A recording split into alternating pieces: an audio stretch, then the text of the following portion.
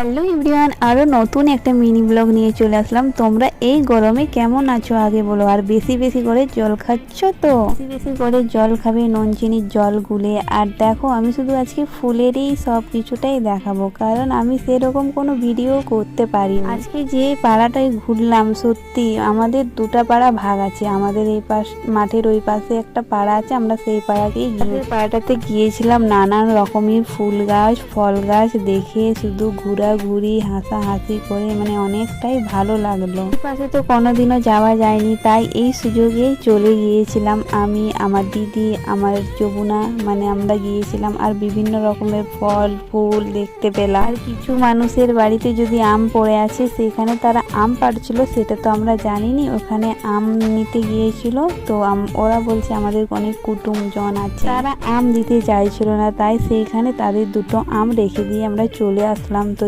চলো তোমরা গাছগুলো দেখতে থাকো। শুধু ভয়েস রেকর্ড দেওয়ার সময় অনেকটাই অসুবিধা হয়, কারণ এরোপ্লেন যাওয়া আসা করে আমাদের এখানে, তাই একটু অসুবিধা হয়।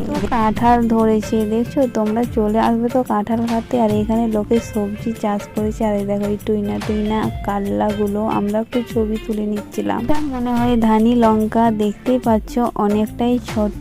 তারপর পাশের বাড়ি গিয়েছিলাম, এখানে লইটা ডাঁটা, বয়তাল গাছ, আর এটাও বড় কারলা। সত্যি পাড়ার মধ্যে একটু ঘুরলাম অনেকদিন পর, তাই খুবই ভালো লাগলো। এখানে গোলাপ গাছ, জবা গাছ, বিভিন্ন রকমের গাছ আছে এখানে। জবা ফুলগুলো খুব সুন্দর। এখানে পুদিনা গাছ, ঝাউ গাছ, লঙ্কা জবা, সাদা জবা, 10টার ফুলের গাছ। আর যাদের বাড়িতেই যাচ্ছি শুধু আচারই দেখছি। আর এখানে দেখো আমটা আমার কাছে, আমি ভাবছিলাম একটু কামড় দিয়ে দিই, কারণ দেখছিল, আর কামড়ও দিতে পারলাম না। দেখো প্রচুর আম ধরেছে, আর বলছেও না যে নিয়ে যাও বলে। আর এখানে দেখো কলা কাঁদিটা, এত কলা ধরেছে, পাকা এখনো পাকাতে দেয়নি। আবার এখানে কুলেরও গাছ। তো আজকের ভিডিওটা এতটাই, আরো নতুন কোনো ভিডিও নিয়ে আসছি। ততক্ষণ তোমরা ভালো থেকো, সুস্থ।